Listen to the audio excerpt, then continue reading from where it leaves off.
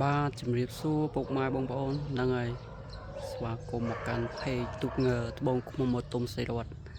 ហ្នឹងហើយថ្ងៃនេះដែរខ្ញុំបាទចុះមកដល់វត្តរកាធំនៅឃុំជរោស្រុកត្បូងឃ្មុំខេត្តត្បូងឃ្មុំនេះបងប្អូន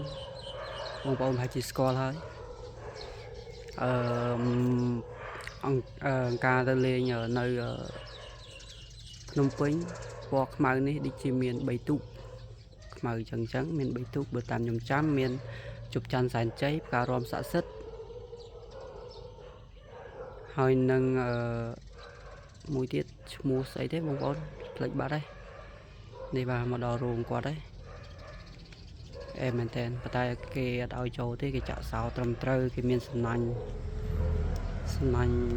ខាំងអីត្រឹមត្រូវ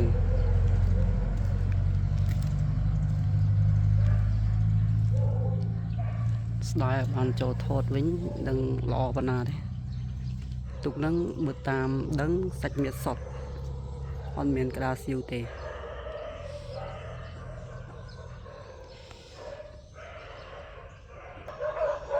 បាទនេះបងប្អូនវត្តរកាធំឃុំជរោទី1ស្រុកត្បូងឃ្មុំខេត្តត្បូងឃ្មុំមែនតើតែមកស្ដាយយើងបានចូលគីអត់កើតពោះគេចាក់លបងត្រឹមត្រូវចាក់សោត្រឹមត្រូវហើយនោះច្វាបងប្អូនច្វា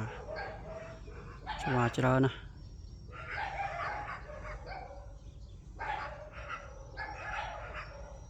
ច្វាមានពណ៌ខ្មៅផងនោះខាងលើនោះសិតតែពណ៌ខ្មៅច្វាហើយទៅនេះក្រហមគេទុកត្រឹមត្រូវបងប្អូនអើយស្អាតទូកនេះស្ដាយអត់បានចូលថតចិត្តបងប្អូនខ្ញុំចាំបានតែផ្ការរំស័ក្តិសិទ្ធិជប់ច័ន្ទសែនជ័យបងប្អូនមួយទៀតពណ៌ខ្មៅអញ្ចឹងឈ្មោះអីដែរបងប្អូនបើបងប្អូនអត់ដឹងជួយតម្លាក់នៅក្នុងខមមិនឲ្យផងខ្ញុំភ្លេចបាត់ហើយហ្នឹងហើយវីដេអូខ្ញុំមានតែប៉ុណ្្នឹងឯងបងប្អូនអរគុណច្រើន